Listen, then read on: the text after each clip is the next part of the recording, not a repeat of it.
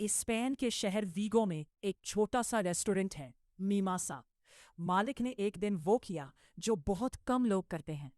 Restaurant में कुछ इस्राएली सयाह बैठे हुए थे।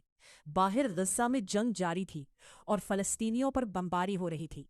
मालिक ने उनसे कहा, मेरा रेस्टोरेंट इन लोगों के लिए नहीं जो जुल्म पर खामोश रहे।